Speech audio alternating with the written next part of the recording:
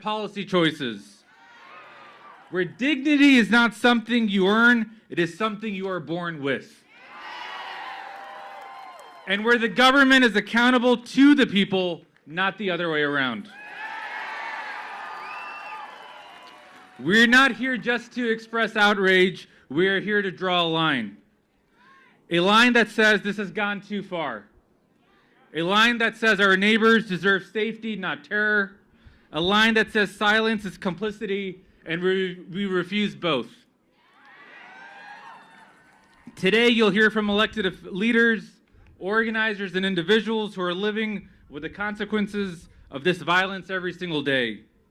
And we're going to begin the way every real movement begins, by listening to voices grounded in values, in truth, and in moral courage. Because change doesn't start in the halls of power, it starts right here with people who refuse to look away. So I'd like to call up our first speaker, Reverend Dr. Darrell Horton. He's a pastor of Mount Zion Baptist Church right here in Austin, Texas. Austin, give it up for Reverend Darrell Horton.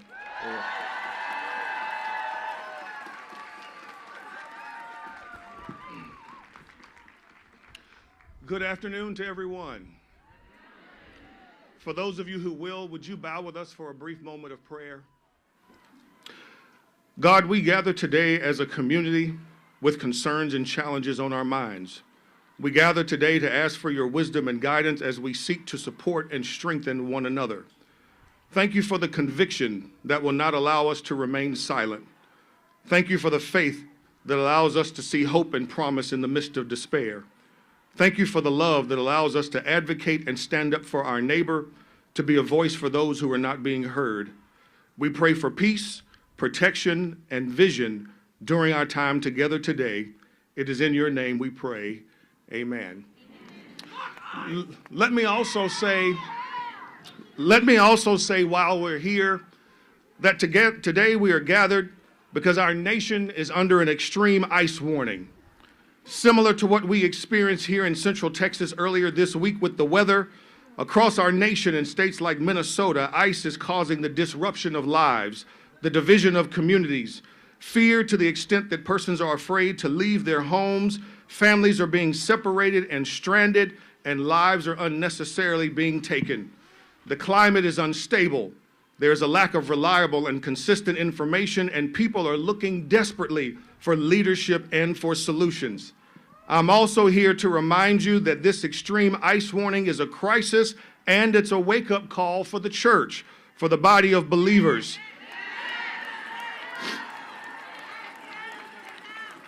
In the same way that work crews responded to the challenging conditions of our roads, the church and disciples must respond, and that is with salt. When conditions get severe, work crews salt the ice to lower the freezing temperature of the water on the roads and reduce the impact of ice. The same can be done with us as a church through our commitment to be the salt of the earth. Matthew chapter 5, Jesus tells his disciples to be the salt of the earth. We are to be the presence of righteousness, of love, of justice. We must be present, vocal, and visible to love our neighbor, to stand for what is right, and shine a light in dark places. Family, we have gathered together today to remind ourselves that silence is not an option. We must speak up, we must stand up, and we must be the salt of the world.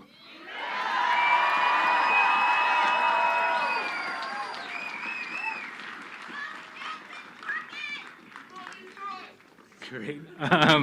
Our next speaker is the chairman of the Mexican American Legislative Caucus, the son of immigrants. Austin, join me in welcoming Chairman Ramon Romero.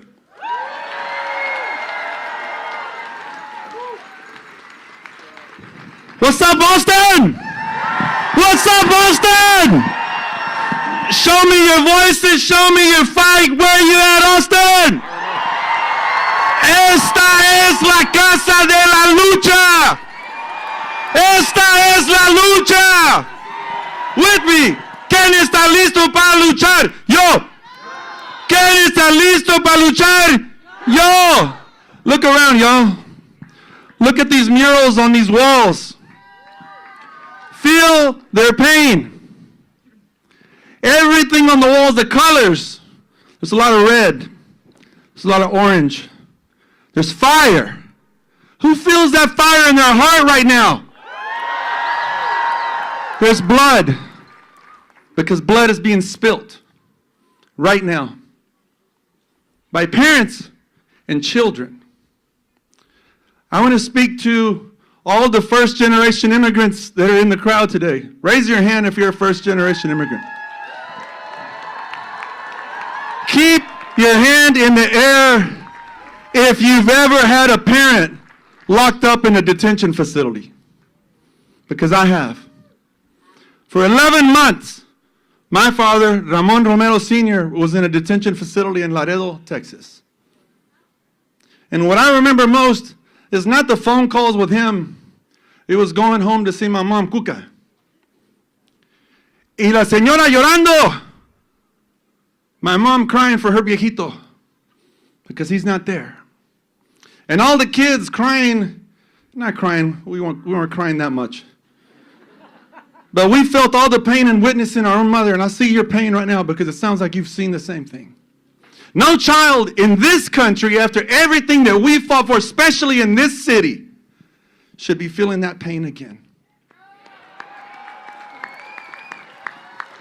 Every one of you should be proud of the phone calls that you've made to free Liam Ramos, because it was because each and every single one of you and everybody around the country that said, hell no!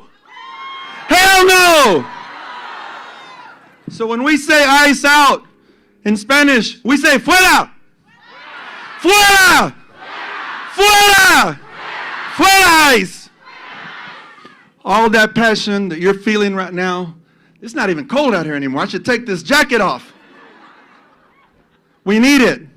All the way to November. Some of us are asking, what do I do right now? And yeah, you did it today. You showed up.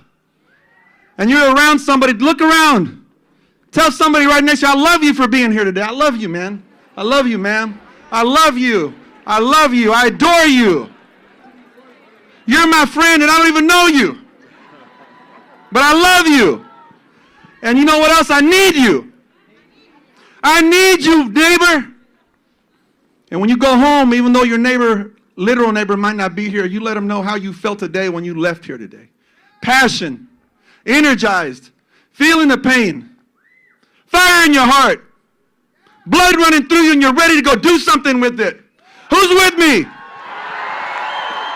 Ice, fuera! Ice, fuera! Thank you, I'm Ramon Romero, State Representative. Thank y'all. And thank y'all to my colleagues, John Busey, Vicki Goodwin, Cheryl Goodwood, Cheryl Cole, your district. Yes. Damn near. And y'all know who's coming up.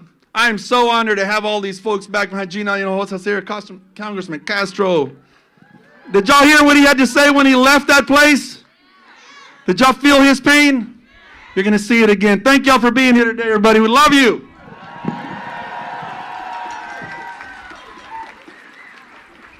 Great. We have a leader in public defense. Ruth has represented individuals in the state and federal systems and led organizations specializing in immigrant defense. Let's hear it from Amrutha Jindal.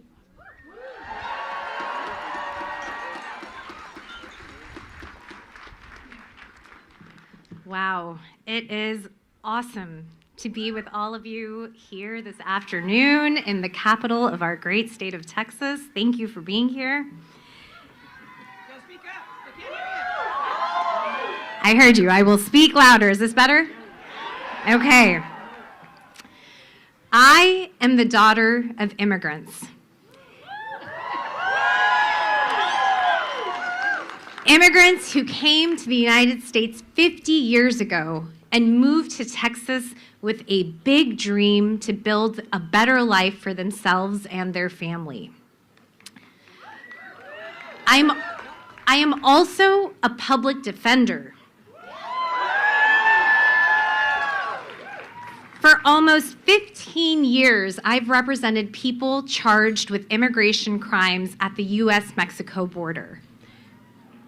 People who oftentimes have the same dream as my parents, but instead, their dreams are treated as if they are criminals.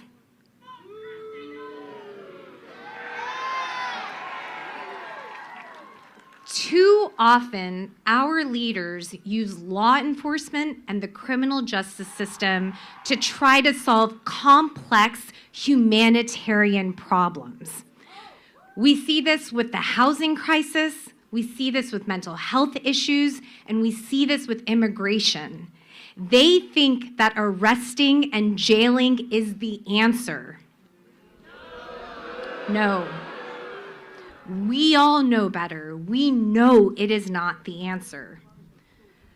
Public defenders are often on the front lines of holding law enforcement accountable.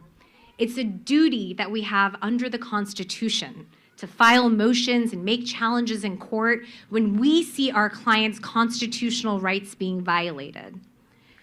But that duty doesn't end with us.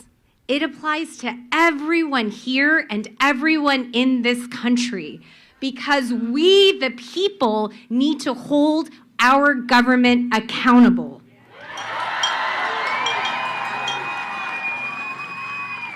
And we've never needed to do so more than now with ICE. It is urgent. We need to hold them accountable now.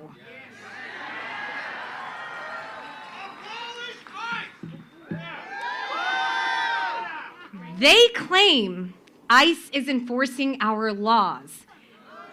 They say ICE is making our communities safer.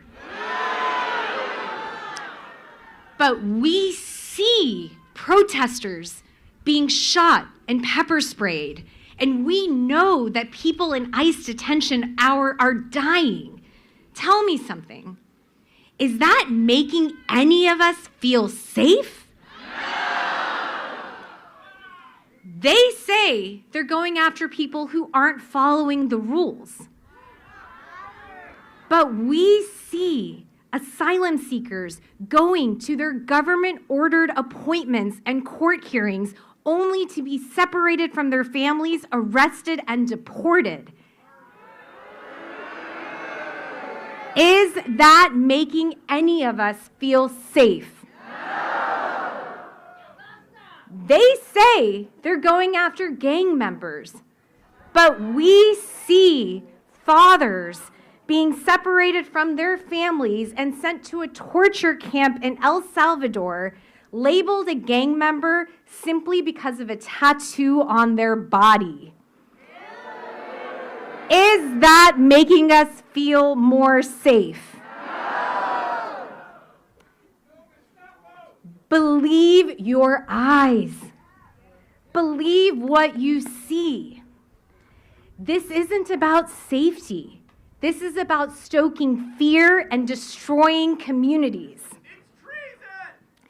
It's time that we use our voice to demand change, to demand that we stop attacking immigrants, and we stop now.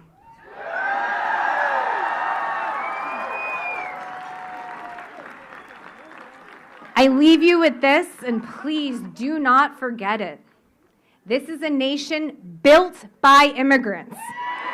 This is a nation powered by immigrants. This is a nation fed by immigrants. This is a nation cared for by immigrants. This is a nation raised by immigrants.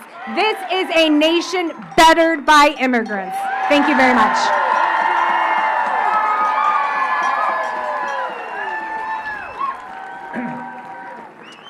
Thank you, Amrutha.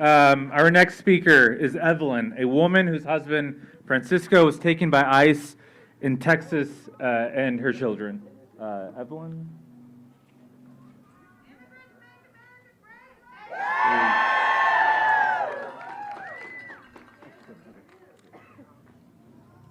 Great. Everyone, welcome Evelyn to the stage.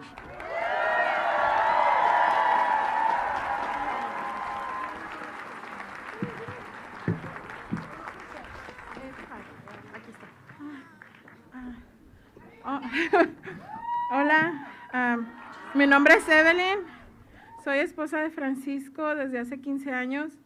Tenemos 3 hijos, el mayor es sobreviviente a cáncer de linfoma.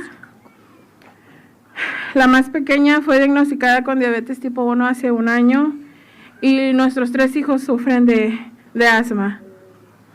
Hello, my name is Evelyn. I've been married to Francisco for 15 years. We have 3 children. My oldest is a lymphoma cancer survivor. My youngest was diagnosed with type 1 diabetes a year ago, and all 3 of my children suffer from asthma. Nuestra familia estaba más unida que nunca, más feliz y viviendo nuestra vida normal, concentrados en nuestros planes a futuro. Y la familia de repente, un día 2 de diciembre del 2025, Our family was closer than ever, happier and living our normal life, focused on future plans in our family, and then suddenly, December 2nd, 2025,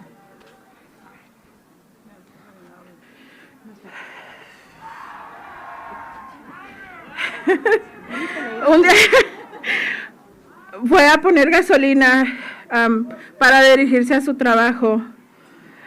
En ese llegó un policía atrás de él y le dijo que le inventó que una luz estaba fundida cuando era mentira. Solo lo hizo para llamar a ICE y entregarlo. Mi esposo no es un criminal, mi esposo no tiene antecedentes y desde el día 2 de diciembre él está encerrado en el sur de Texas. It was a normal day. My husband got up to work. He was going to get gas. He called me and was telling me he wouldn't be late that day, when suddenly he said, "Wait for me, a police officer is here." They made up that his light was out. They stopped him and he hung up. Me alisté rápido para ir a su locación. Cuando llegué al lugar ya no estaba.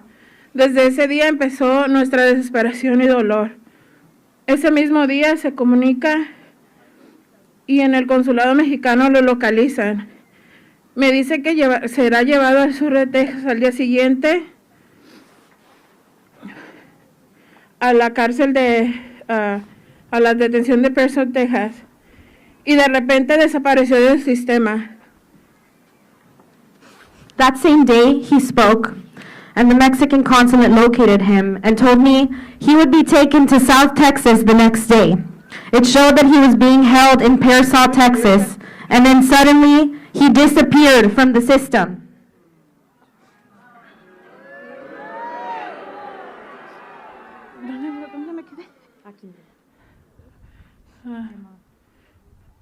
Llamaba al centro de detención, no me daban razón. Me decían que llamara a un número y jamás nadie me contestó. Hasta el día 5 de diciembre que recibí una llamada de un miembro del hospital diciendo que vieron a mi esposa en el hospital de San Antonio y iba muy mal. Busqué la información del hospital y llamaba, jamás me dijeron nada. Llamaba al centro de detención y nadie me daba información. Fueron 16 días en los que mis hijos y yo llorábamos por no saber nada de mi esposo. I called the detention center. They wouldn't give me any information. They just kept saying I was calling this number. I called and no one ever answered. Until May 12, 2020, until December 5th, 2025, when I received a call from a relative telling me that he had seen my husband at a hospital in San Antonio and that he was in very bad shape. I looked for information about the hospital. I called and they never told me anything. I called the detention center and they gave me no information whatsoever. And it went for 16 days, during which my children and I cried because we didn't know anything about my husband.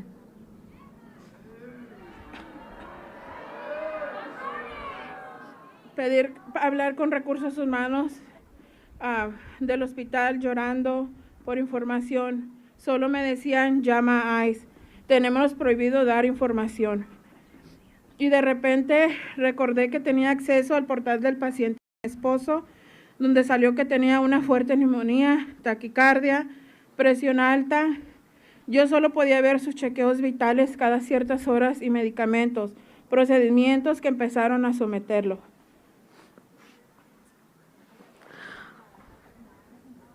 I asked to speak to Human Resources, where I begged and cried to find anything about my husband. And their response was, call ICE. We are forbidden from giving you any information.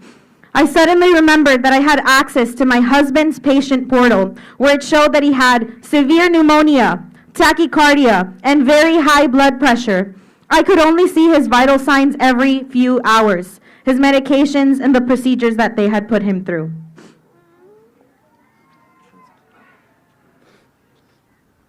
ICE destruyó a mi familia, nos arrebató a mi esposo, dejándonos desamparados, donde lo único que estaba haciendo mi esposo ese día 2 de diciembre era poner gasolina para ir a trabajar como todos los días.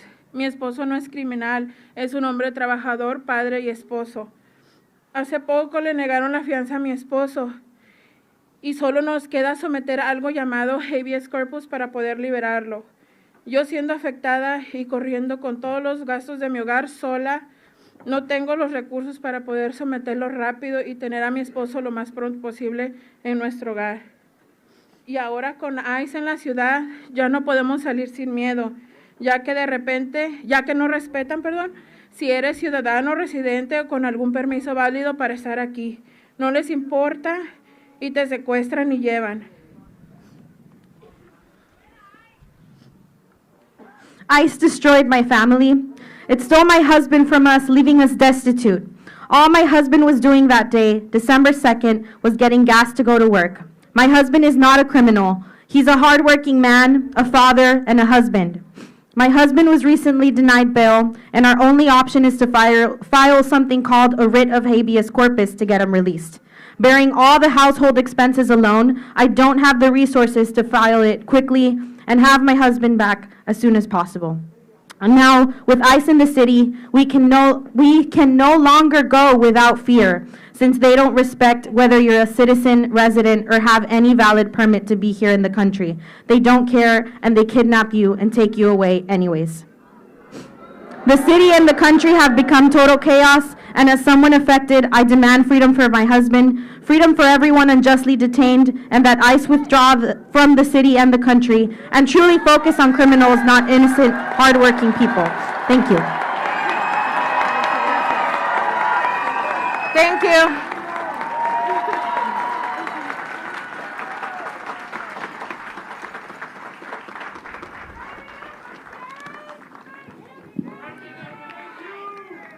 Great. Thank you, Evelyn. Next, we have David Chinkanchin, a community advocate who grew up in an immigrant family right here in Austin and is an organizer for Workers' Defense. Let's all welcome David. Good afternoon, friends. What do we want? When? Now. What do we want? When? Now. What do we want? When? Now. Yes. All right.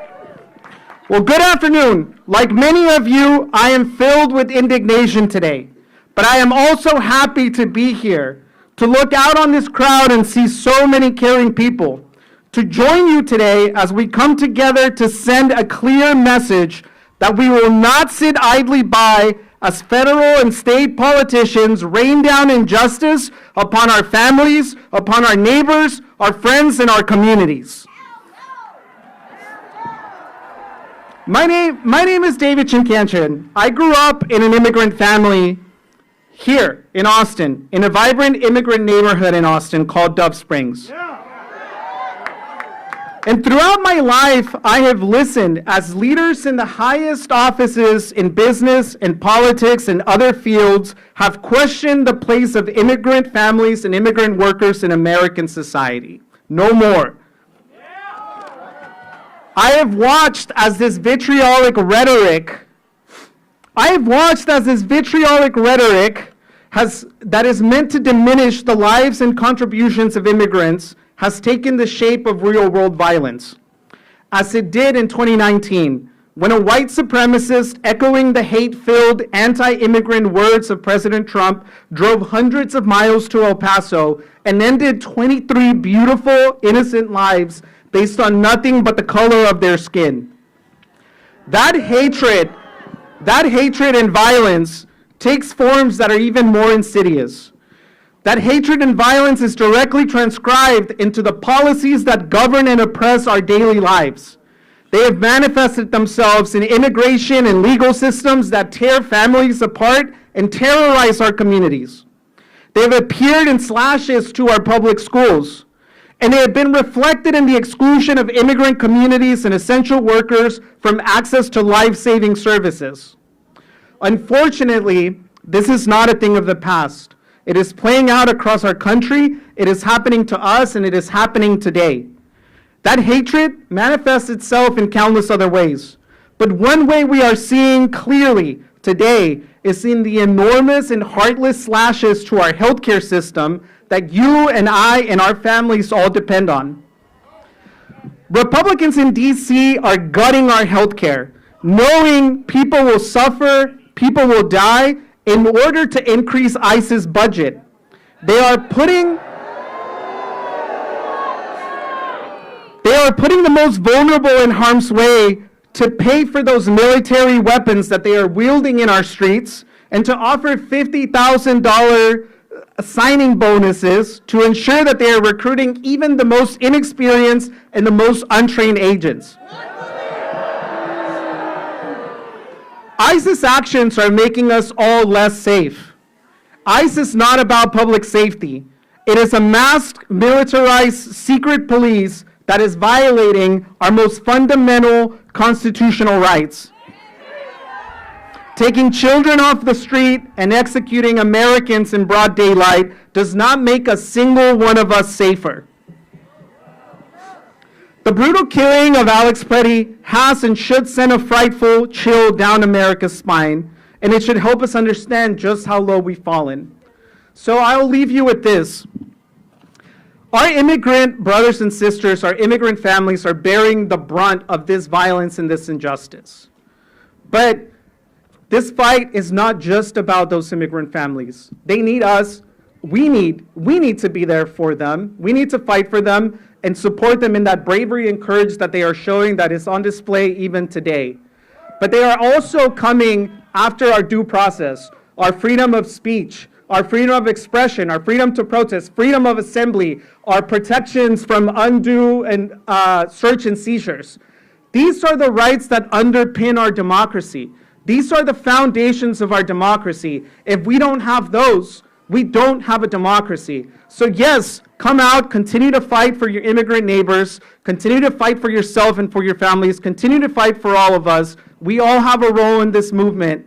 Continue to show up like you did today. March today, march tomorrow, march the next day, and the next day until we put an end to this for good.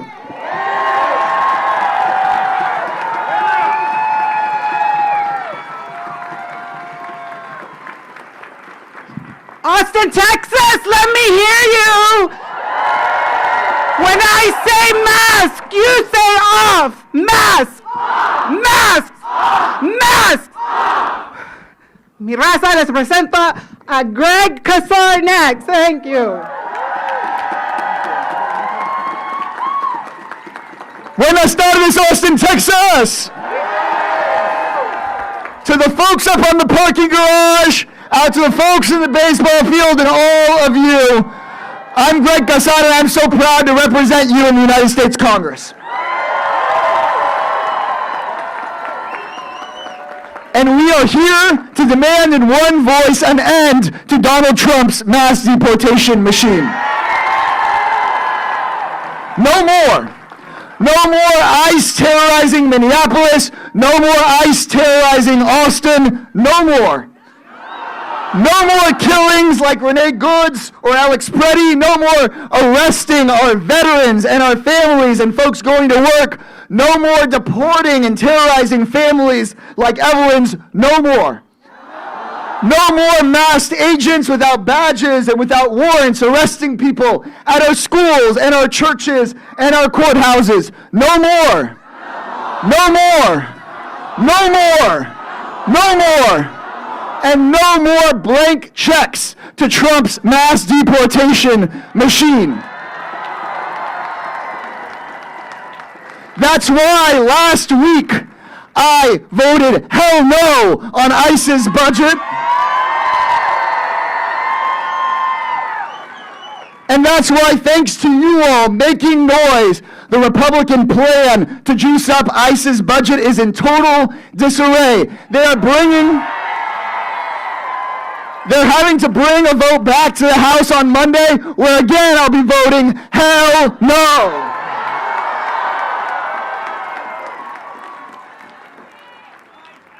Now, it's so important for us to get together at this rally and then go talk to millions more people and remind them that when Donald Trump said he was going after the worst of the worst, he lied. He lied. Earlier this week, I went with Congressman Castro down to San Antonio to demand the release of 5-year-old Liam Ramos. You may have seen the picture. Spider-Man backpack, 5-year-old kid taken from his mother and put behind bars. No 5-year-old is the worst of the worst. Also, I'm glad to tell you that a judge has ordered Donald Trump to release Liam Ramos.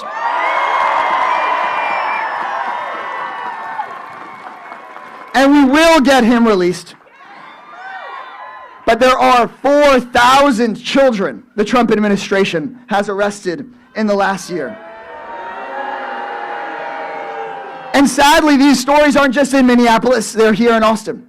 I'll tell you one, of Annie Lopez Bellosa. She was born in Honduras, but has lived here in East Austin since she was 8 years old.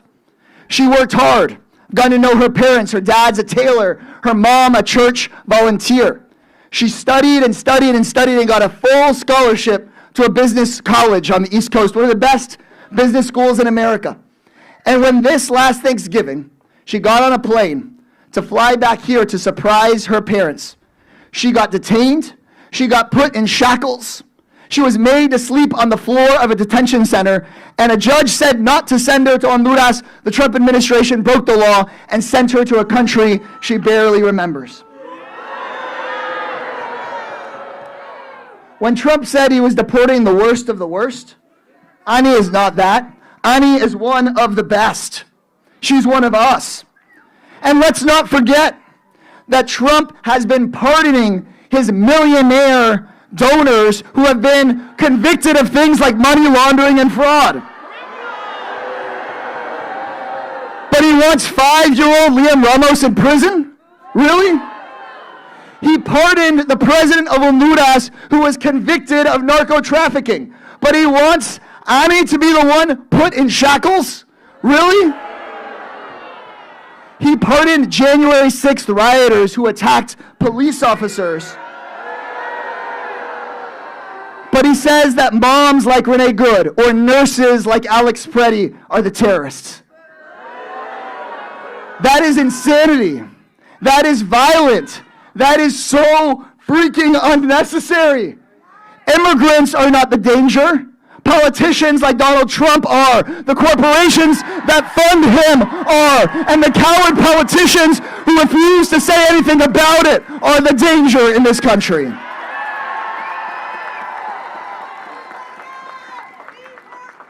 So right now, the question before us is, what can we do?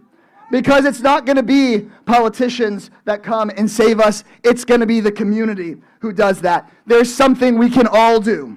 It starts with coming to protests like this, getting involved in the organizations around here and yet you heard speak. Join an ICE watch group. Just this last week, there was a training, 150,000 Americans signed up. Because Donald Trump wants this to happen in the quiet and in the dark, but we're getting loud and we're bringing cameras and we're holding them accountable. And then while each of you do your part, we need to demand elected officials do theirs. My position is clear. I will not vote for 1 more cent for ICE or CBP until we end the terror. And now we need all elected officials to commit to the same, especially Senate Democrats need to hold them accountable. Everyone that represents you needs to do the same. And if they don't, we vote them out. If they keep on locking up our kids and our families, we vote them out.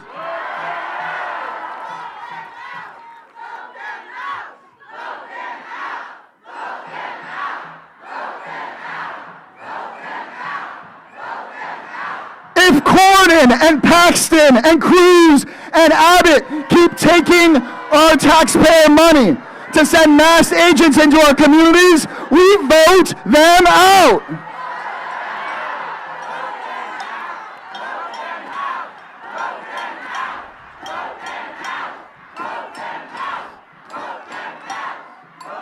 And if anyone tells you that's not possible, remind them what we got done this last year. We fired Elon Musk. We fired that CBP sicko, Greg Bovino, just last week. And while we're at it, we're going to impeach Kristi Noem.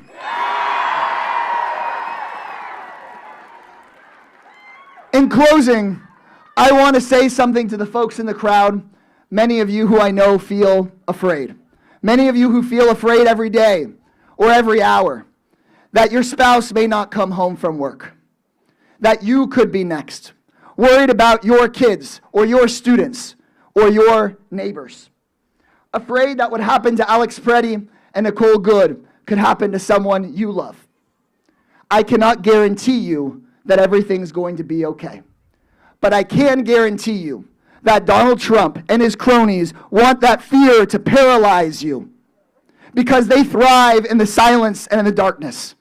And it is our job to rally through the fear, to march through the darkness, to shout in the silence until we get to the other side of this thing. Am I with y'all? Are you guys with me?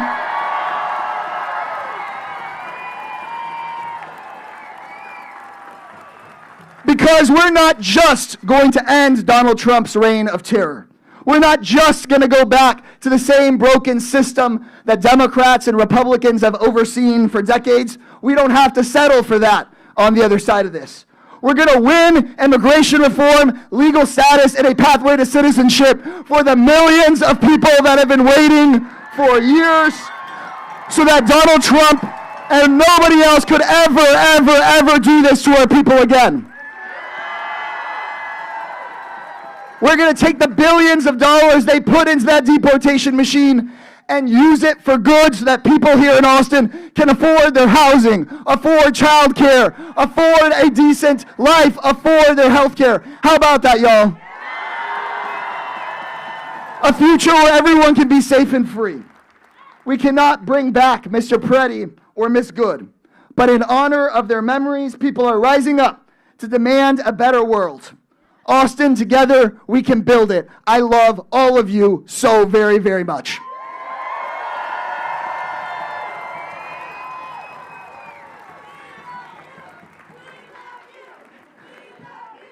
And next, we're going to call up 2 of the finest public servants I believe this country has had. My dear friend who led in the Obama administration to bring down housing costs, inspired Latino elected officials all over the country, and his brother, who I believe is the most respected member of the United States Congress, and he has led the charge that successfully is bringing Liam Ramos home. Please, let's hear it for Julian and Joaquin Castro.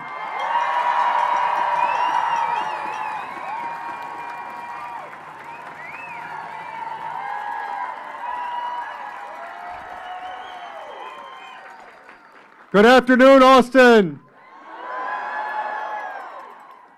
I needed to get a ride up to Austin today for this incredible rally. I hear there are 5,000 of us here today. So I asked my brother, Julian. He said, if I give you a ride, you have to let me speak for a few minutes. So we're going to share time. Y'all, we are living in an extraordinary time in our country. Every day on the news, we see people's constitutional rights violated. We see the government abusing its own citizens. We have had ICE say that they can go into people's homes without a warrant. They have killed 2 American citizens at least. They have abused children in detention centers in Texas and in other parts of the country. And we are here to say that that is not America and we won't stand for it. That enough is enough. On Wednesday, I had a chance to go into the Dilley Detention Center and visit with Liam Ramos and his father, Adrian. And I let them know what so many people from Austin and San Antonio throughout the country and really around the world have said, that we're praying for him and we love him. And we demand his release. ICE needs to release him immediately. And I was glad to see this morning that a San Antonio judge, Judge Beery, ordered the release of Liam and his dad as soon as possible.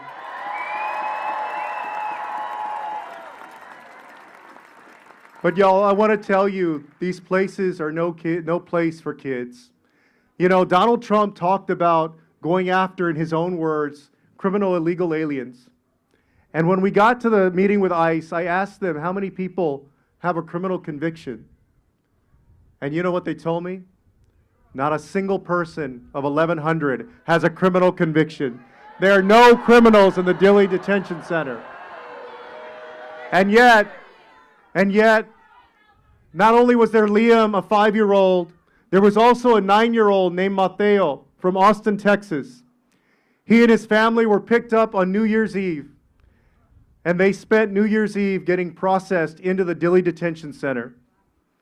There was a 2-month-old baby who's been held in that prison for several days. So I say that all of those children should be released, that all of those people with no criminal record should be released, that Kristi Noem has abused the Constitution and she should be impeached, and that ICE should be disbanded immediately.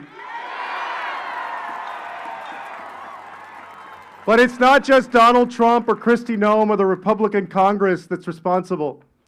Greg Abbott is also an accomplice. I want to tell you something that very few people know and realize. He has hundreds of Texas National Guards, men and women, on assignment there, on deployment, under Operation Lone Star, who are embedded in the detention centers, who do not wear their uniform but are camouflaged in civilian clothes, who are doing deportation work day in and day out.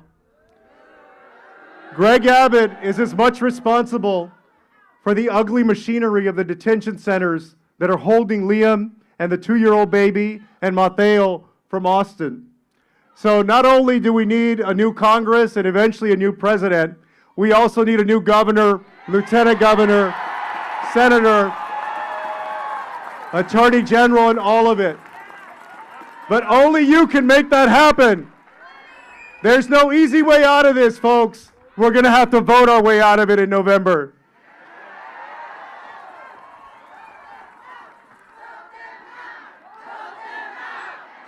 Now I want to have my brother.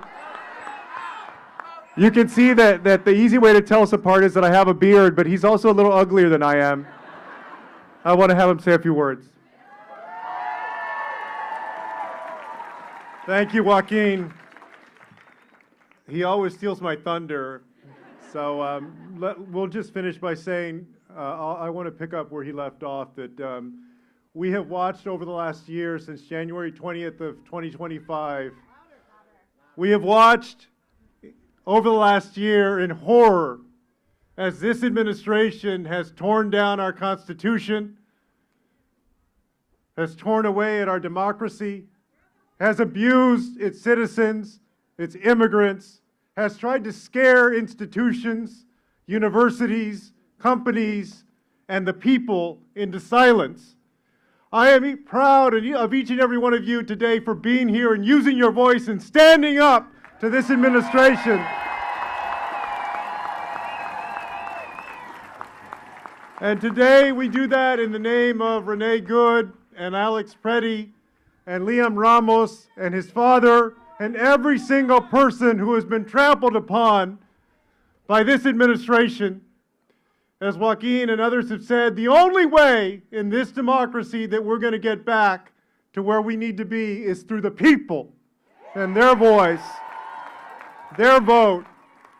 If all of us do our job of showing up, of speaking out, of standing up and voting and making sure that everybody that we know does, then I look forward to November and that night when they're going to announce that Donald Trump and the Republicans have lost the House of Representatives, they've lost the Senate, he's going to get impeached.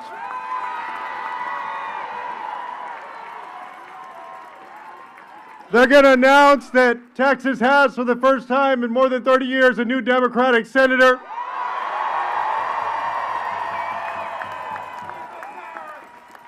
And that we have a new Democratic governor. And I want to introduce her, Gina Hinojosa.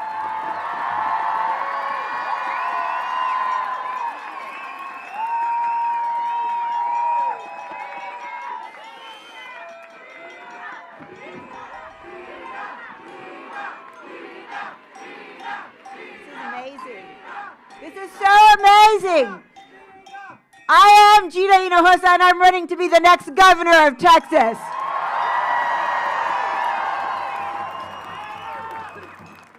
I want to speak about the sins of Greg Abbott.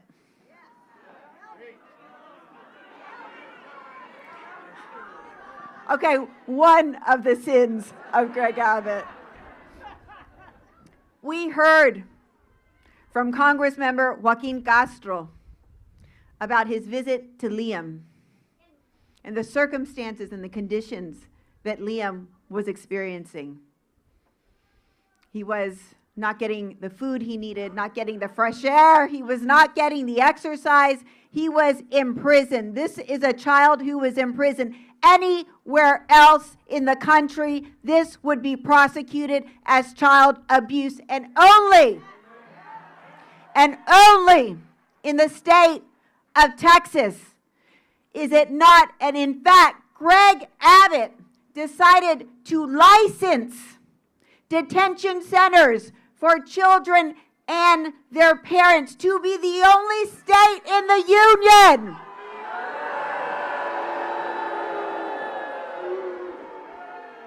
to have these detention centers.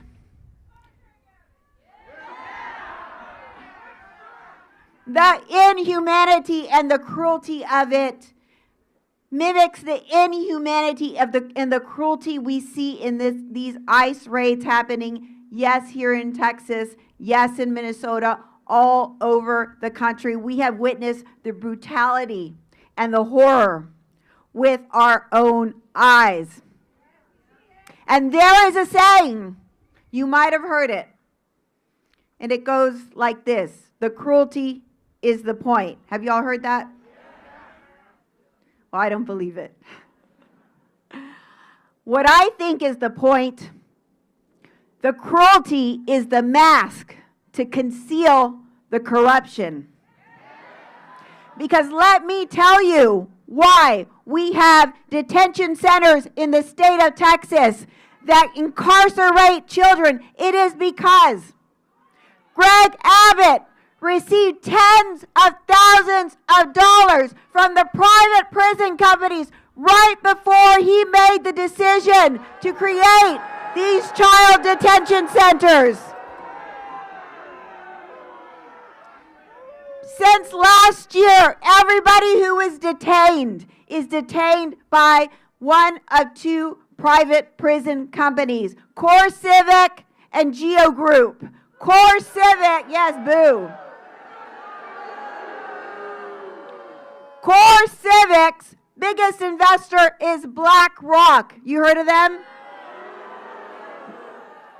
They exist to maximize profits, and that is the business model of Core Civic. Geo Group, no different.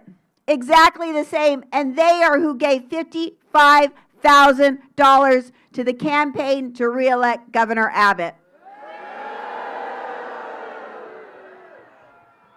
And when I tried to post about this on TikTok, the new American TikTok that is now owned by Oracle, founded by Larry Ellison, who is a top contributor to the president, I was blocked. We had to post ICE emojis to speak ill of ICE on TikTok because it turns out that American TikTok is more restricted, more censored than even the Chinese TikTok. I have joined in with the chorus about the billionaires taking over. But let me say, but at this point, it's like 15 dudes who are taking over. Oracle not only has TikTok, Oracle has the private, they have the military contracts with the federal government. They just got tax subsidies to open up a data center in Abilene. It's the same 15 dudes who are owning everything, the power, the money, and Greg Abbott and the Republican political class are letting it happen.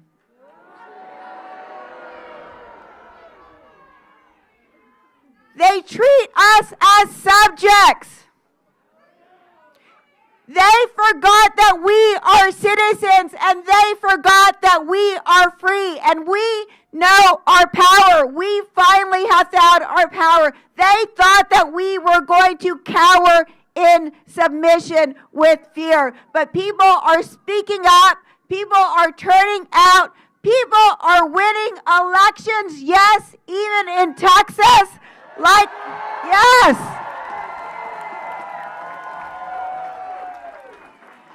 Look, let me say, Cy-Fair just flipped 3 school board seats. They were up against millions. Leander, anybody hear from Leander?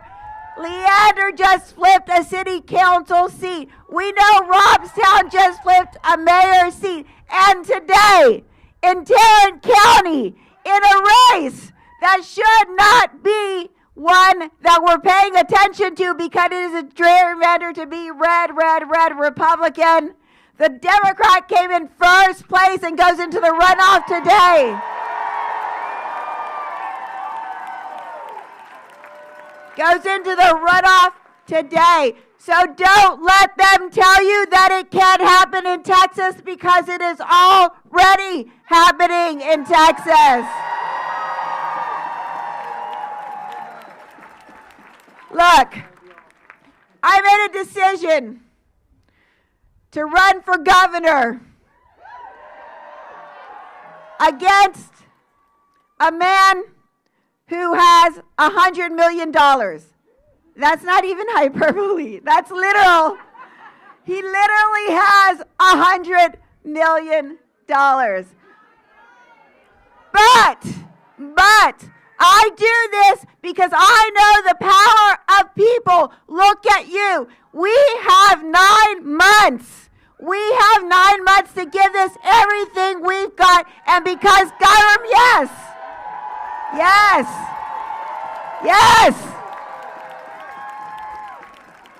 And let me tell you, it's not just Democrats who want change. Can I tell you, I get text messages from Republicans all over the state, many of them elected, who are telling me new ways to fuck over Greg Abbott. He is not popular.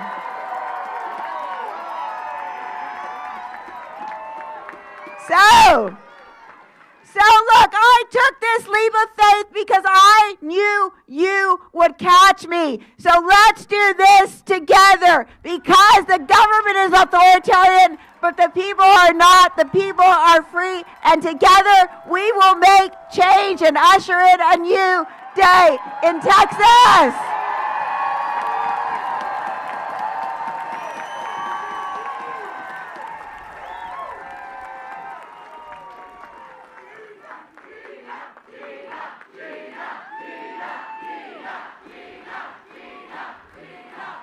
Well, thank you. Now, it is my honor to introduce this guy you might have heard of. This kid I serve with in the Texas House, who has been a champion for our children and our public schools and for working families. And it is my great pleasure and honor to introduce my colleague, James Tallarico.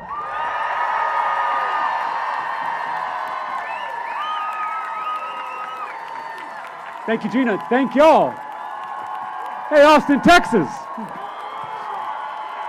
Listen, when I was a public school teacher on the west side of San Antonio, I taught undocumented students, and these students were my most patriotic students. They understood something about this country that many of us have taken for granted, that this is supposed to be the land of opportunity.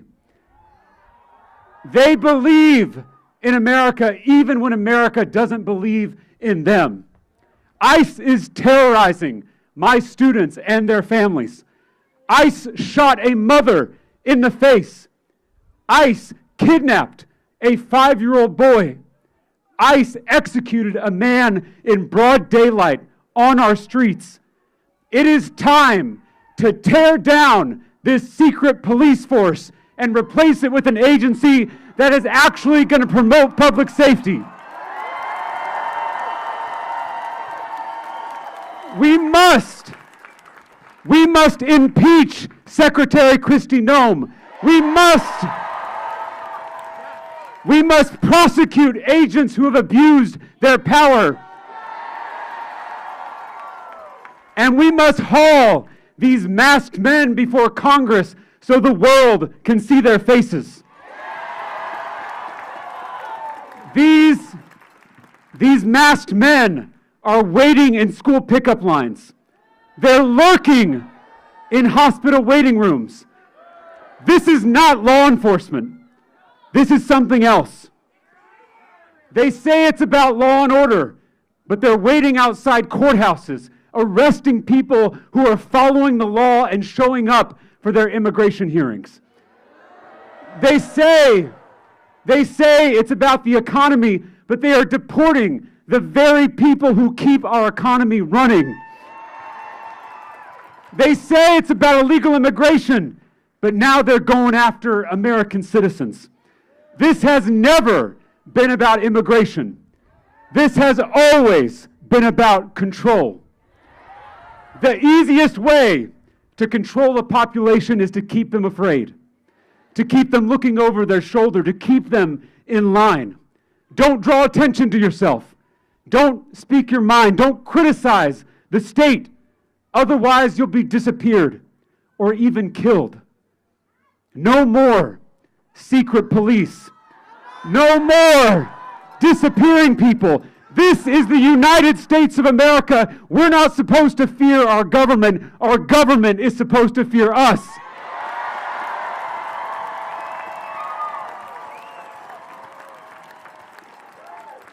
Self-proclaimed Christians are cheering on as masked men tear children from their parents. If Jesus was here today, they would disappear him into an unmarked vehicle. The most common commandment in the Bible is welcome the stranger. Scripture says we welcome the stranger because we were once strangers.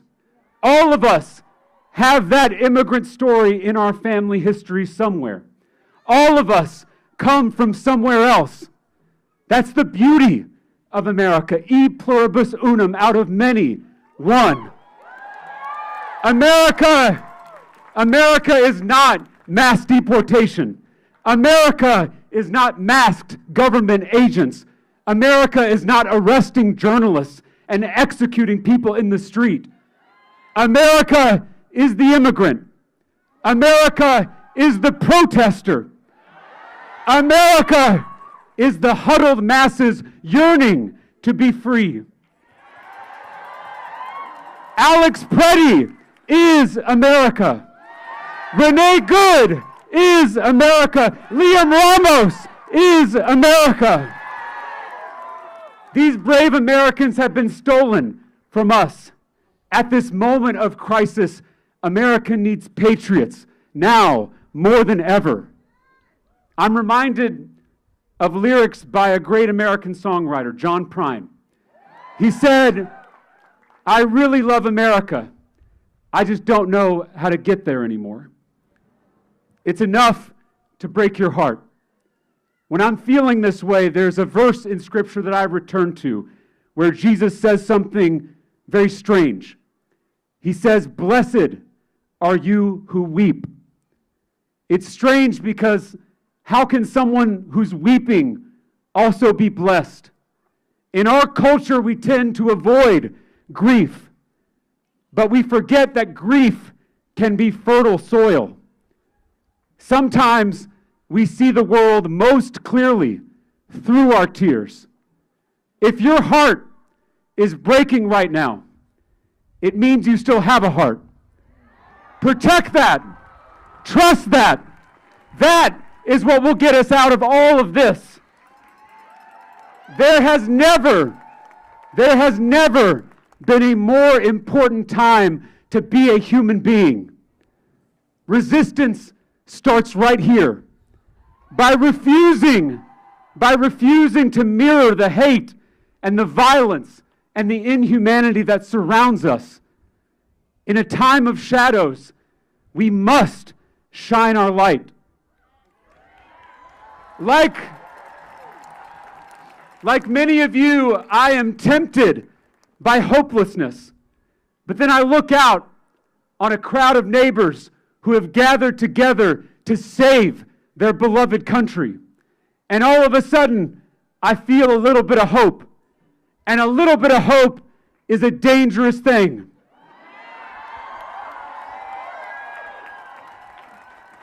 The fact that all of you showed up here today means that you haven't given in to hopelessness. And that means that the bullies haven't won. America needs patriots now more than ever. She needs people like my students who believe in America. She needs people like you who are willing to fight for her. Blessed, blessed are you who weep. Thank you for being here. Thank you for being in this fight. God bless y'all. Let's go save our country. Thank you.